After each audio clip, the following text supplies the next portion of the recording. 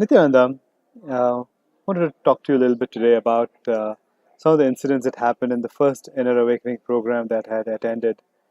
This was back in December of 2010, and it was actually in Bangalore Biridi, in the main ashram itself. And Swamiji had conducted that program. And it was just quite an amazing experience. My first time being here, and I was actually prepared to walk out on day one itself with all the things going on. But for some reason, I decided to stay on, and I think I made the best decision by doing that.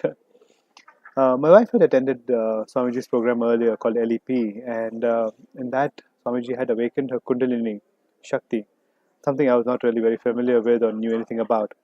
But how it would manifest is that she would, when we had sessions, especially the energy darshan sessions in the evening, she would roll from one end of the hall to the other and back and forth. And I was like quite zapped when I first saw that. And I'm like, okay, this is pretty intense. And there was dinner, it was getting late. I tried to go to her and say, hey, would you like to eat? And she kind of shooed me away very rudely. And it was just, I was just like, okay, what's going on here, right?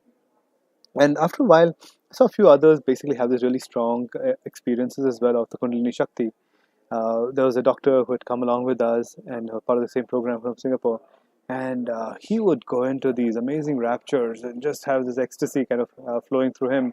And violently, he'd be sitting in Vajrasan and violently jumping up and down. And I'd look at him and think, okay, now, wow, that looks pretty interesting. So a few days, nothing quite happened to me. Fun, but no major experience. And then one day, it just hit me, where I had the same Kundalini energy experience, and it was such a rush. It was the most amazing experience I've had, feeling that really strong energy flow through me. And it was just the most beautiful experience anyone can have. It was completely unexpected and beyond any sort of logic that I could apply. And that was just amazing to experience. I had the rolling experience as well. We were out one night we were out like with the campfire kind of thing going, and there were fireworks, etc. planned. And I started rolling on the ground, and well, I could feel some amount of the pain with all the rubble, etc. that I was rolling on, but it was such a great experience of just rolling, and really fun. Uh, the context to this, really, what I'd like to share was that life is really beyond our logical limitations. And the truth is, that's what Swamiji wants us to live and experience and radiate, is to go beyond just thinking that, hey, this is all I can do. To help us experience something completely extraordinary. And when we start experiencing the extraordinary, we realize there's so much more to life than we had ever imagined possible.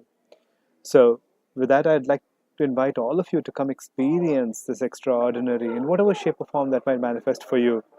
And there's so many different things that extraordinary can manifest in you, in each and every one of us. So the best vehicle to experience that is the Inner Awakening Program, the 23-day retreat, coming up now on July 25th.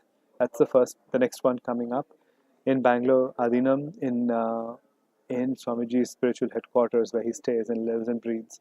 So look forward to seeing you here. Do come. For more details, you can go to innerawakening.org. But come experience the extraordinary, come live and radiate the extraordinary, because that's what we truly deserve to do.